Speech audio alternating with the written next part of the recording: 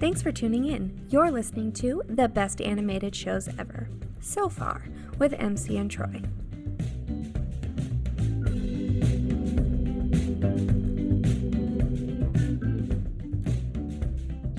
We have to do it. Okay. We have to talk about Zelda. Zelda. I know. We're committed. But you know what? This bad. is the last time we have to talk about how terrible Link is. Oh my god, yes. Unless we watch Captain N, because he's in Captain N and it's the same voice actor. That's right! Today, for behind the scenes stuff for Legend of Zelda Episode 3, we're going to talk about voice actors. Starting with Jonathan Potts, who's the voice of Link. And he's the voice of Link in Captain N again. So we get more Link in the future. MC, we get to hear more from him, but apparently he's less annoying. The internet tells me that he's a older, more mature, and less kiss-obsessed version of the character. So you mean less like rapey? Change. A little less rapey. Okay. Jonathan Potts has. Oh, hey, I'm Troy. I'm MC. Anyway, he's also been in The Adventures of Super Mario Brothers 3. He's been in Arthur. He's been on a Hello Kitty show. He's been in Beyblade. Have you ever watched Beyblade? Yeah. Did as a kid. I know nothing of Oh, Beyblade. Teenager. I know that it has to do with tops. Yeah. I guess. Battle tops. Okay. They have little metal bits and souls and stuff in them. Okay, now hang on. They have little metal bits. Cool, I'm with you. And souls? Yeah, it's really weird. It's like a creature comes out of the tops, and it's like supposed to be imagination. They have like little stickers on them with these like characters of what the top is supposed to be, and they come out and they do battle on the screen. But they're tops. Yeah. It's really weird show. Anyway, that sounds weird. Yeah. But I've never watched Yu-Gi-Oh either, which is the other one, because like they're just playing war with cards, I think. Yeah. But monsters? No. It's Pokemon. You remember the Pokemon card game? Mm-hmm. It's that, but with different creatures, and they called it Yu-Gi-Oh.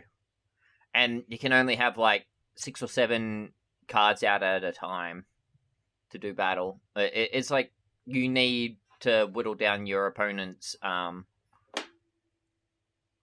don't know, points level. I don't know. It's weird. I watched so much of these cartoons as a kid, and I can't remember any of them because after like maybe 3/4 of a season or a season and a half, I just stopped watching them because they were terrible. What I did with every episode of Zelda, is I watched about 3/4 of the episode and then stopped watching it. No, it's serious. When I was a teenager, I would start watching cartoons, any random stuff. That's how I found Samurai X and a few other animes. Like, that's how I got into anime. I was just like, oh, what's this? And I'd start watching a season, and I'd be like, oh yeah, this is cool. Yu-Gi-Oh! Beyblades, there was a few others in that time that had, like, that weird, we're fighting, but it's not actually we're not real. Fighting. We're just willing something else to fight for us. Yeah, but they're not real, or it is real. We're going to leave it ambiguous if that's what's actually happening. Like right. with the Yu-Gi-Oh one, it was like they were playing cards on like a holodeck, and these monsters would come out and do battle from the cards. Yeah, the monsters aren't real. It's a holodeck sort of thing, but it was kind of real because it had like this ancient stuff attached to it. It was weird, that show, Yu-Gi-Oh. I can't. No, but we're gonna have to someday. You know what else Jonathan Potts has been in? You might have seen Jonathan Potts potentially. Did you ever see Jason X? Yes, I did. He plays the professor that's taking the kids on a school trip. Wait 1 second. Wait, where's MC going? Okay, he's gone across his room. He's reached behind a computer, and he's grabbed the DVD of Jason X. He had it close at hand. Okay, let's see. How did you grab that fast? Oh, it's over on my shelves just over there, so... No, I don't see him on here, so... He's probably not pictured on there, but so he's the Professor Lowe who I guess is taking kids on a trip, and I assume they all then get murdered. I don't know. I didn't read much into it, but so Jason X, you want the short TDLR? Heck yeah. Yeah. So it's way in the future. Humans don't live on Earth anymore. A professor and a group of students, like university, college-age students, come down to Earth, find Jason, who was blown up, frozen, blown up, convicted of all his murderous crimes, and then frozen and put in, like, this tube. They find Jason in the tube, like, thousands of years in the future. They pick him up, take him up onto their spaceship, thinking, oh, this guy's been dead forever, he's never going to come back. But it's Jason, so of course he comes back. Okay. And he kills all the students and everyone on the spaceship. And there's this great scene where there's like this holodeck that some pervy guy's been using. It's like one of the programs is like camp, like, you know how Jason's from Crystal Lake and sure, yeah. There's these two topless girls, and they're being all flirty because I guess that's their program. And what Jason does is, while they one of them's in the sleeping bag, he picks up the sleeping bag with the person in it, closes the top, and just starts smacking it up against a tree. Jeez. That's so violent. Yeah, it's really violent and hilarious at the same time because it's ridiculous. It's like supposed to be sci-fi Jason. That's a weird concept. Yeah. But hey, it had Link in it, so that's nifty. Princess Zelda is played by Cindy Preston. She's done a ton of acting in TV and TV movies. Nothing that really stood out to me except for she was apparently on General Hospital for 3 years, so I guess that's good. But it looks like she's just like a solid working actress, like has done just a little bit of everything. But that's not who we really want to talk about. I want to talk about the voice actor for your favorite character, MC. Ganon? Oh my god. The voice actor for Ganon is Len Carlson, and he has done so many things. Let's talk about his acting. He was Mr. Frumble on The Busy World of Richard Scarry. He was Professor Coldheart in The Care Bears. He played Senator Robert Kelly and the Supreme Intelligence in X-Men. He was the Green Goblin in the 1967 Spider-Man series.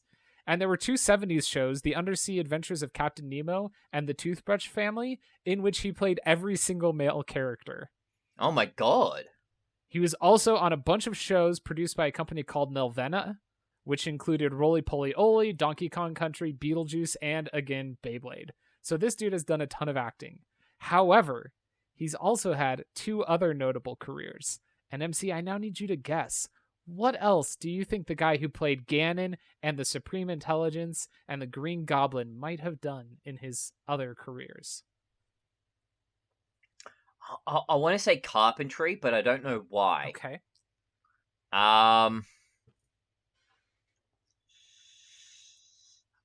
Politician, maybe? Ooh, that's a good guess. He was not a politician. I'm going to give you one of his careers in a general sense. This was in the 70s and 80s, after he had been the Green Goblin on Spider-Man and several other major roles. He was a salesman. Can you guess what he might have been selling as a salesperson? Vacuum cleaners?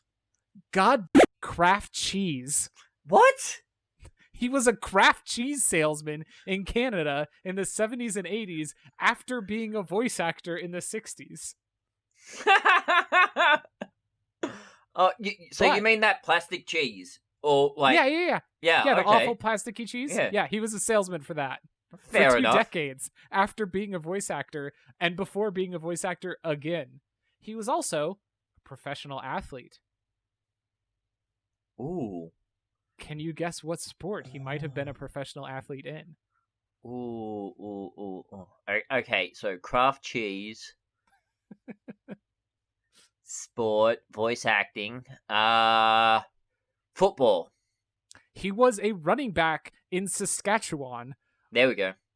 But he was also a pitcher in Seattle. So he was a professional football player and also a professional baseball player and also a professional voice actor and also a professional cheese salesman.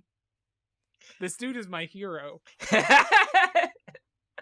He was on minor league teams. He wasn't on the Mariners. He was on minor league teams in both Saskatchewan as a football player and Seattle as a baseball player.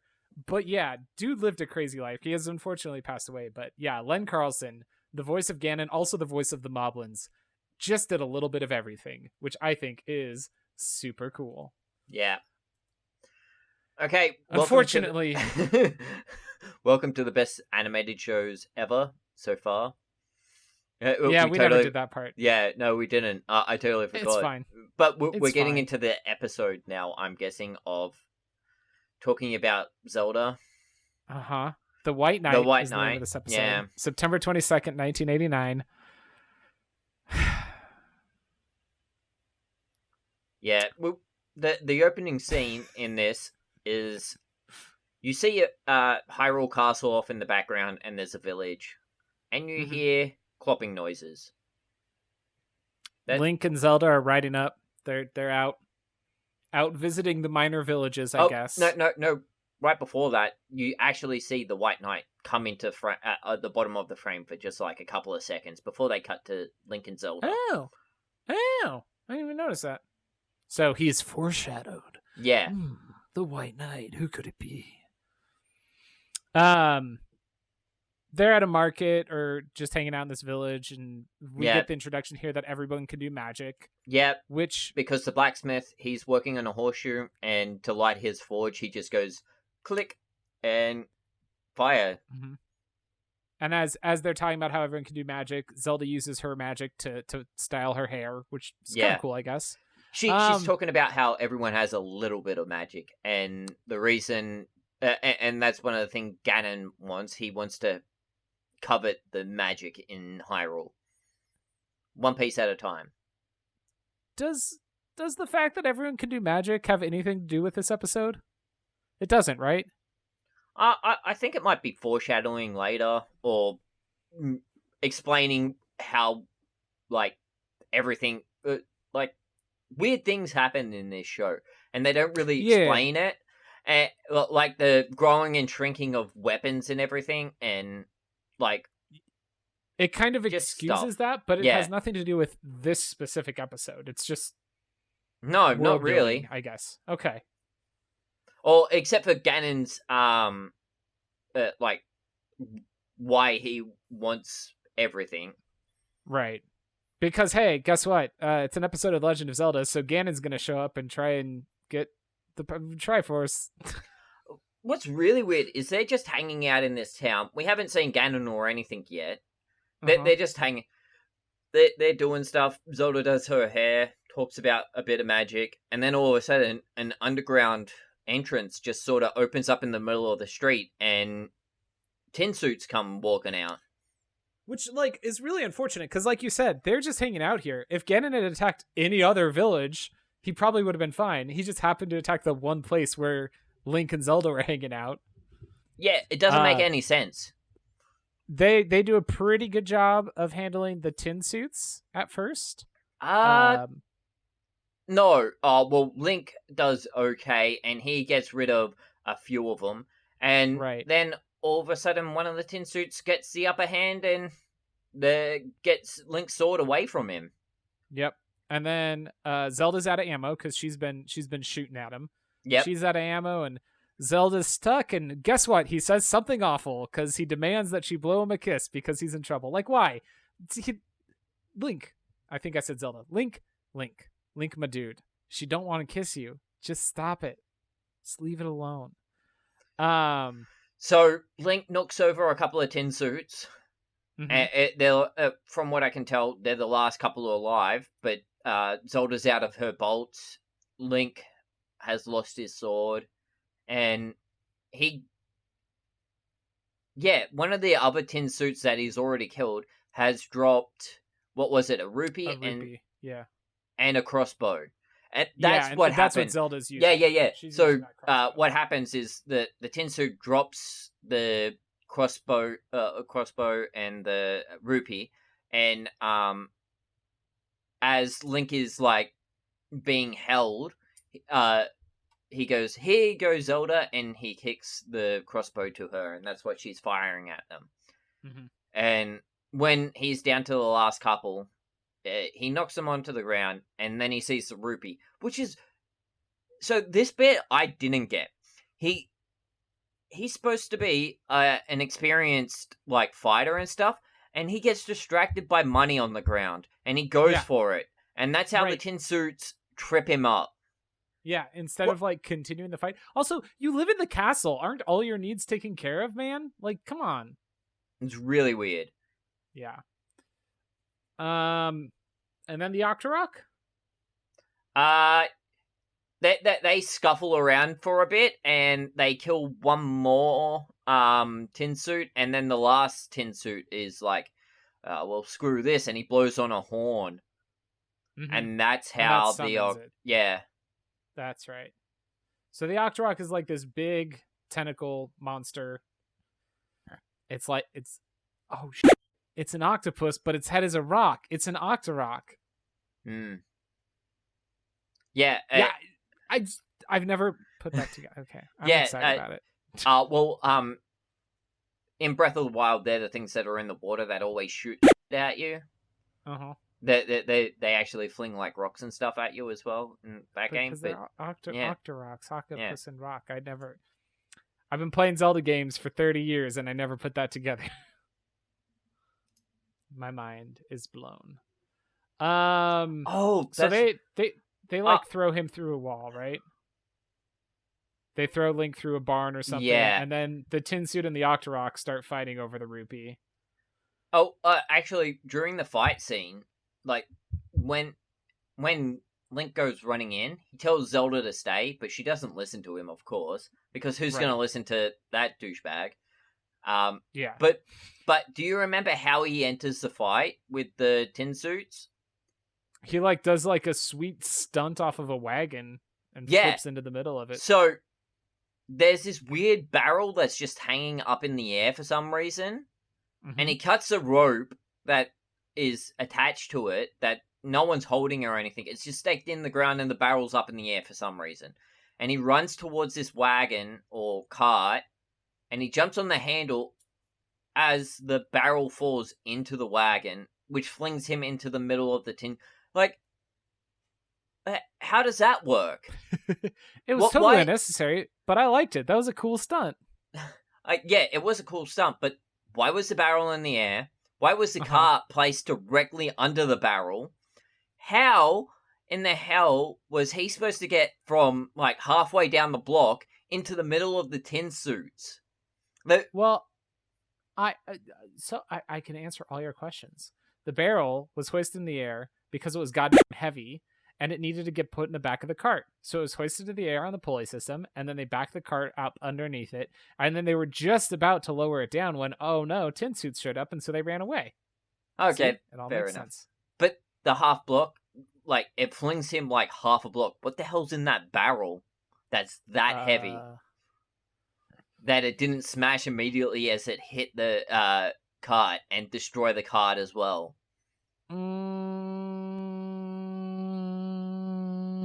Arrows. You know, in The Legend of Zelda, arrows. It's just full of arrows. Yeah, that or heart pieces.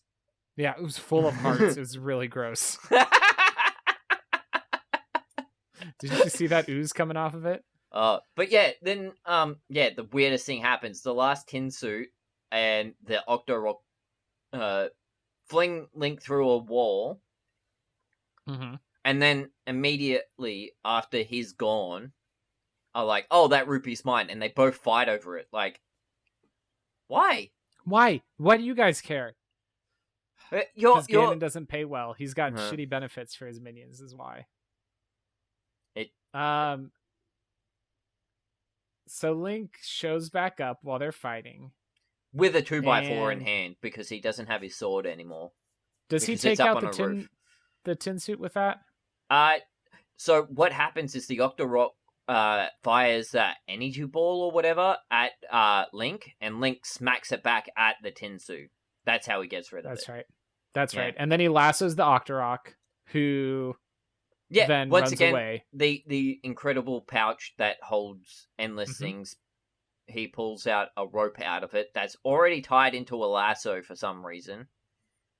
And lassos it. It's like a quick action is lasso the Octorok. I mean, it's a good move. Except for the Octorok, it's very big, Link, and you're very small. And so the Octorok runs away and just drags Link off behind him. Oh, yeah. And they run through, I think, it's not a chicken coop. It's like a hutch or something. It's like a small little roof that's like 3 feet off the ground and has like 4 poles attached to it that hens might want to go and lay under it on a hot day.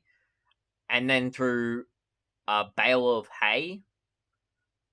And Link's all dirty at this point. Yep. Because he's been dragged along the ground through all that stuff. And then, as they get to the road, somehow Link gets up onto his feet again and tries to stop the Octorok by leaning backwards. By leaning back. That's all he does. He leans backwards as he's standing up, holding onto the rope. Like, you know that's not going to work, right, Link? You're just skiing at this point. It's like, that's my favorite thing. I'm like, this is like, what is it? The one where you're on skis and the boat pulls you. Oh yeah, just water skiing, right? Yeah, water skiing. Water skiing. Yeah, it's like that. Or the other thing it reminded me of because it's the tube on the. I've seen people online videos of them doing sledding like that with cars as well in the snow. But whenever I see... That seems like a terrible idea. Yeah, no, here's the thing. Like, whenever I see that, I'm like, those people are going to fly off and go through something. When it's on the water, I'm like, the boat's going to stop suddenly and they're going to fly into the back of the boat. That's always what's going through my head. The worst one I actually saw was they had an inner tube and they're getting pulled along by the boat. And all of a sudden, the rope snaps and flings back and hits the person. Oh, God. Ow. And they go back for him, and he has this bruise across his chest. Jeez. Yeah, that seems dangerous. Yeah. I'm always like, yeah, never doing that sort of stuff. Or parasailing. Anything that drags you behind it is, I'm telling you now, is a bad idea. So I've done tubing behind a boat and I've done wakeboarding once. That's it. But yeah, this scene reminds me of like all the bad things that could happen while you're doing that, and at the end of it, Link's just a little dirty. He's not hurt at all, which I don't really get. I think probably the worst thing that could happen while you're being towed behind a large object would be a very handsome stranger showing up and smiting that large object which was towing you. No, that'd be like the best thing. What are you talking about? I got a note here that I forgot to bring up. Okay. So you know when Link gets caught by the tin suit in the fight? Mm-hmm. Do you remember how the tin suit's holding him? He has him in a full Nelson. Does he? Yeah. He's got both his arms underneath his arms and then his hands wrapped around the back of his neck. So he's in a full Nelson. Hold. Yeah. It's a good hold. I'm like, Link's in a full Nelson.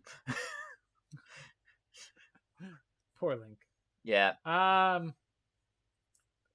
Speaking of poor Link. Prince Facade shows up, and he's super dreamy and handsome and super cool, and Zelda's instantly in love. And he's dressed all in white. All in white, with a big white horse that only has room for 2 on it, because he smites the Octorok and then invites the princess to ride back to him. And he's like, my steed can carry 2 people. And Link's like, what about me? And he's like, it can't possibly carry 3 people. And then Zelda's like, oh, you can find your way back. They weren't at the castle. They were out at a village, and somehow Link and Zelda got to that village. I'm pretty sure they had like a carriage thing there. Does that just get left? It's just forgotten about. Who cares? Whatever. She's a princess. She's got extra carriages. Because he slayed the Octorok, he leans down and he picks up the rupee that the Octorok has dropped, and he's like, I think this is mine. And Link's all like, monster? This is my rupee. Yeah, and Link's all like, oh, what? But he gets the girl, he gets the rupee. Oh, Link's got nothing. Here's the best thing.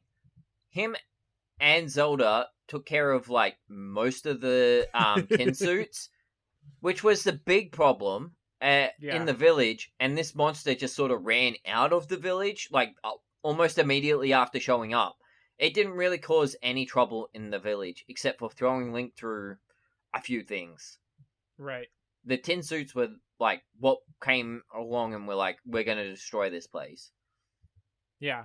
Which, that rupee came from one of the tin suits originally. Yeah. Not from the Octorok. So... Yeah. And it's one of the few tin suits Link actually did defeat. Yep. That is rightfully Link's. Yep. Unlike Zelda, who is not rightfully Link's. Nope.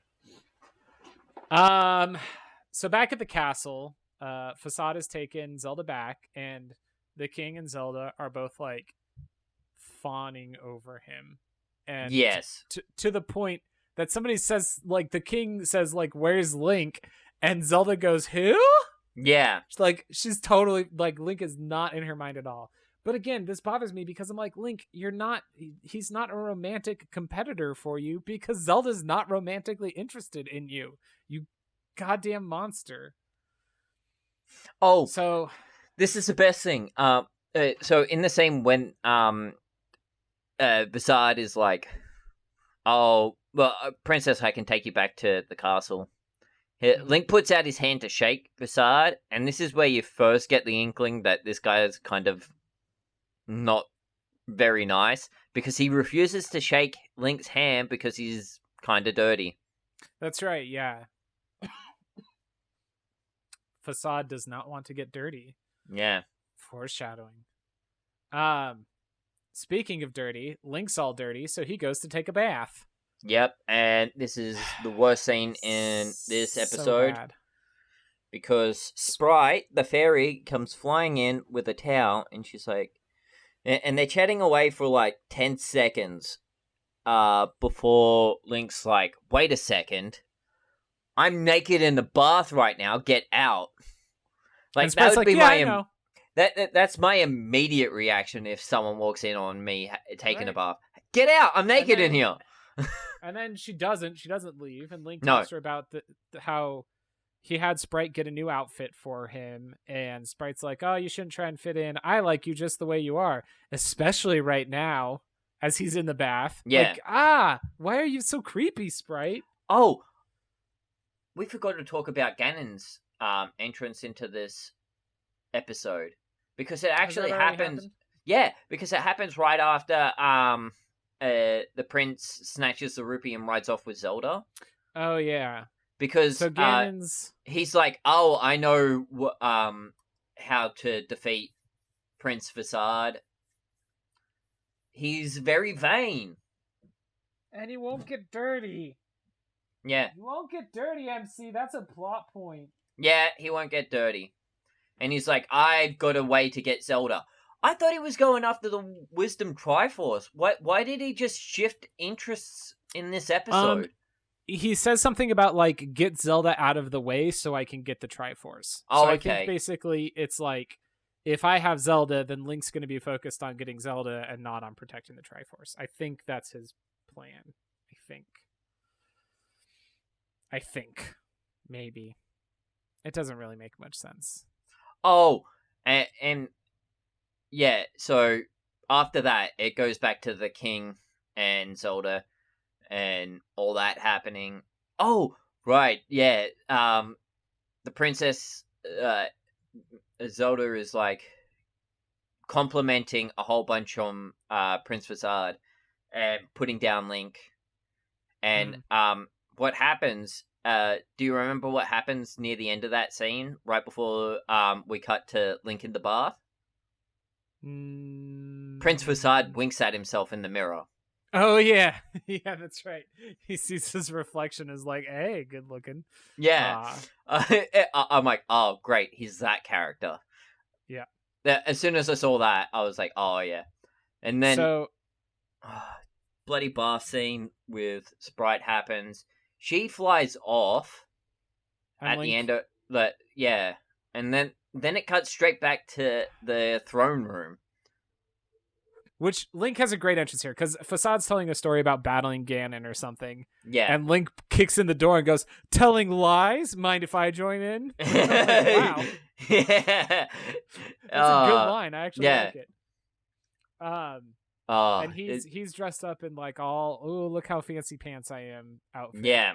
And it's like a terrible outfit. He's got like cowboy boots with spurs on and like a big hat with feathers sticking out of it and some puffy shirt and puffy shirt and he looks ridiculous. He's looking I've in my notes it's looking silly AF. He looks silly AF. and immediately trips. I'm blaming the boots on this, but yeah, he trips in front of everyone, and as they start laughing at him, he gets all butthurt and walks off in a huff. He jumps on his horse and says, "Come on, Catherine, let's get out of here." Which is interesting. Because he's in his bedroom first. Oh, yeah. And he's tearing off the clothes. Off his clothes, and he's wearing his normal Link outfit underneath the clothes. Yeah, and he just pulls a hat out of nowhere or something. His like normal green hat, and the Sprite's like, oh, what does she say? Oh, I can't remember. But she's like, oh, I like you and stuff. And then he's like, well, if the princess doesn't want me around or something like that, it's like, oh, no. If they're gonna make fun of me and stuff, she might as well just have the prince protect the Triforce, and I'm out of here. And that's Link's when he jumps out. Yeah, Link quits, and then he jumps out the window onto his horse, who he calls Catherine. Yeah, Catherine. He says, "Come on, Catherine, let's get out of here." Not Epona? No, but that made me so happy because in Breath of the Wild, I named one of my horses Catherine for no reason. Like, that name just randomly popped into my head, and it turns out that it's the name of Link's horse in the animated series, which I thought was kind of cool. Somehow I knew. Ganon does a bunch of stuff and makes an attack. Yeah, he starts launching his plan at this point because he's like, yes, Link has left, just as I had planned. What? You didn't send Prince Facade. I know. That just happened. Like, Prince Facade just showed up. Sure, you knew that he was a douchebag and that he was going to chase Link off. Sure, I can understand that. But it's like... and then he starts... He just does what he normally does. Yeah, he just summons a bunch of monsters to attack the castle. That's his whole MO anyway. Like, the only difference is he seems to send a lot more than normal. This is like a full-on assault. Yeah, and there's a bunch of like little two-legged spider creature things that cover Prince Facade, and he's like, oh! And he brags about saving a city to Zelda right at the start of this scene, and like how we killed like a whole bunch of monsters, and he doesn't do anything. No, he barely fights off the monsters that jump on him in this scene. Yeah, and Zelda gets carried off. Yep, Zelda gets captured. And carried off through, like, a shallow bit of water. No. No. So what happens is that there's, like, a hole running through the field and everything, and Link hears Zelda screaming out for help, and he's like, I shouldn't, but I'm gonna go help her. What, Link? You just quit! You should still be mad.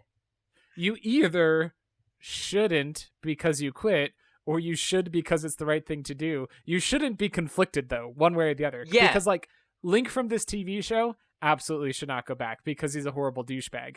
Link from the video games absolutely would go back with no conflict whatsoever. No, but here's the thing. At this point, he's conflicted about saving her. Mm-hmm. But he shouldn't be conflicted.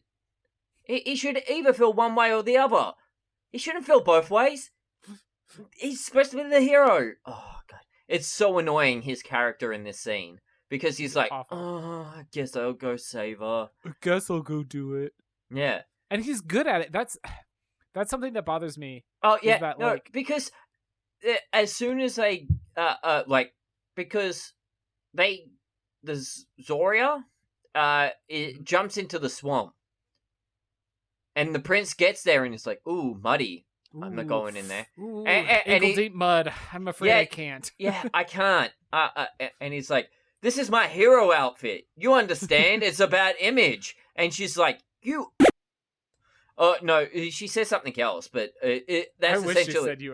Yeah. That would have been great. Yeah, because it's essentially what she's trying to say. It's like, come help me.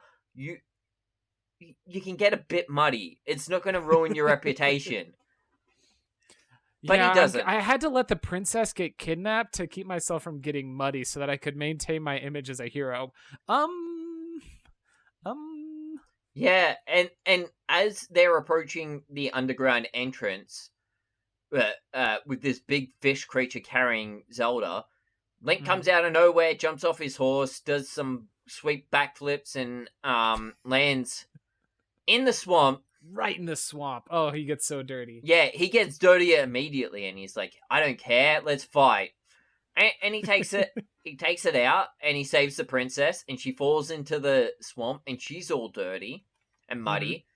And he escorts her back to the shore. Mm-hmm. And it's at this point, he's like, oh, yeah, I couldn't get dirty. Look at me. Yeah. And Zelda's all pissed off at him because he didn't come save her. Right. And then... As she should be. Yeah. And...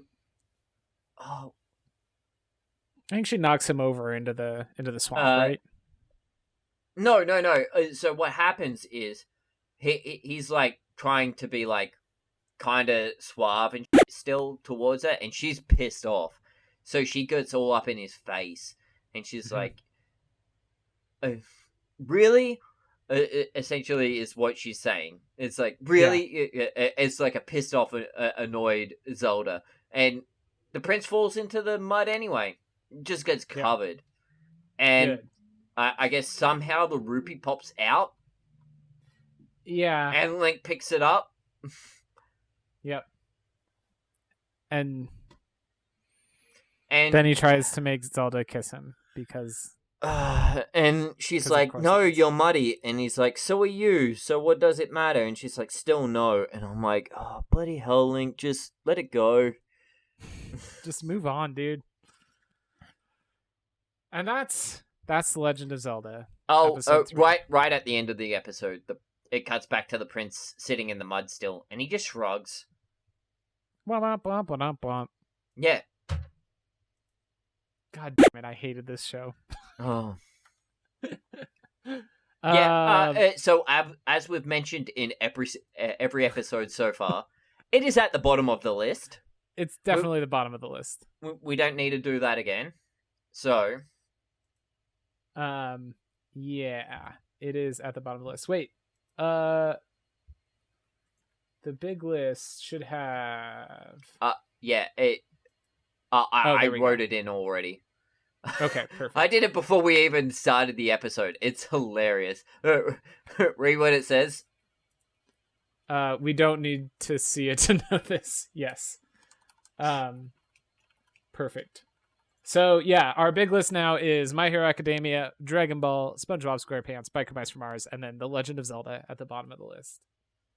Because it's the worst. It is the worst. Sweet. Now we get to do a fun thing because we get to pick a new show. Oh yes, finally. Oh, to get away from this. Let's see. Let's pick shows from suggestions first. So I'll send you on Discord because I've got it open here. The ones that people have suggested.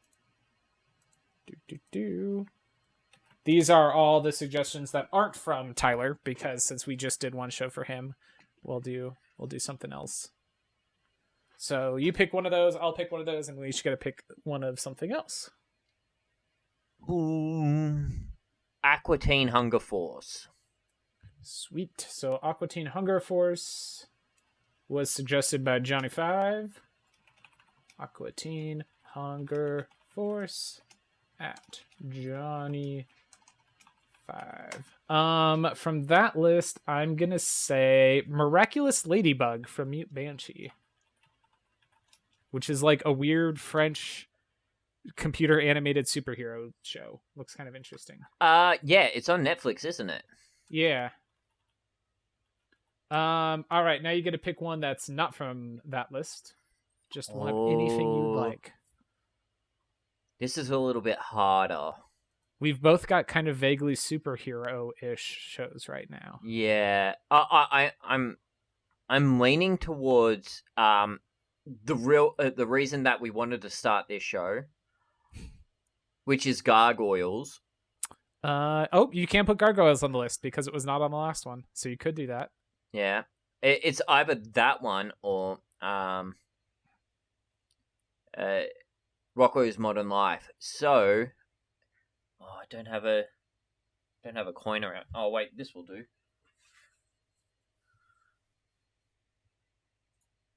Heads, tails. Is that a coaster? Yeah. Perfect.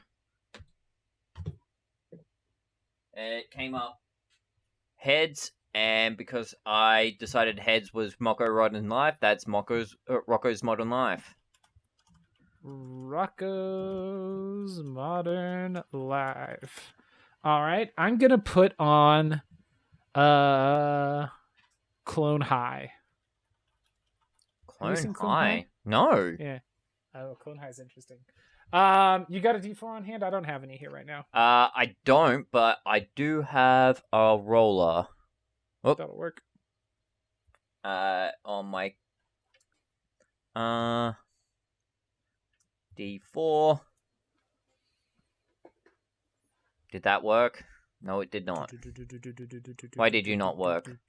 Oh, because I've made a space.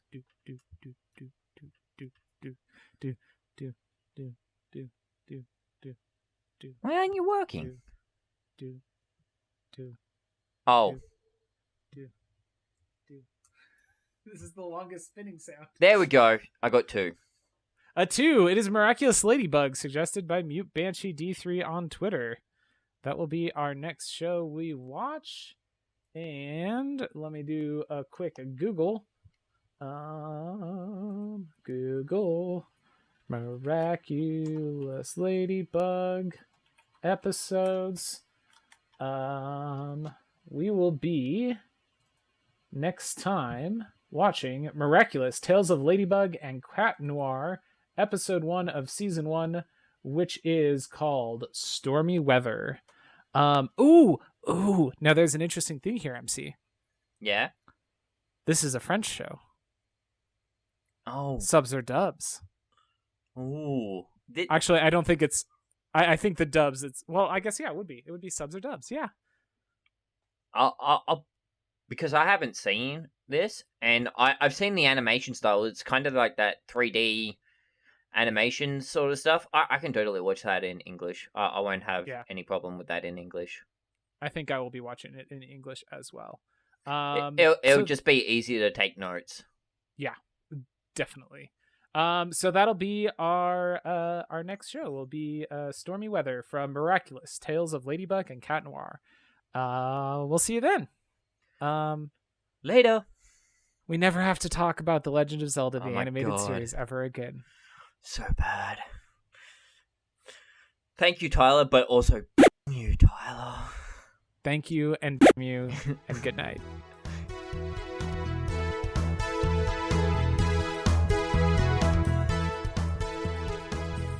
Thanks for listening to the best animated shows ever, so far. Find the show on Twitter at BaseSFcast or email us at basesfcast@gmail.com. That's BASESFCAST. Our intro music is Funnin' and Sunnin', and our outro music is Motivator, both by Kevin MacLeod at incompetech.com, and licensed under Creative Commons by Attribution 3.0 license. Thanks again for listening, and tune in next time.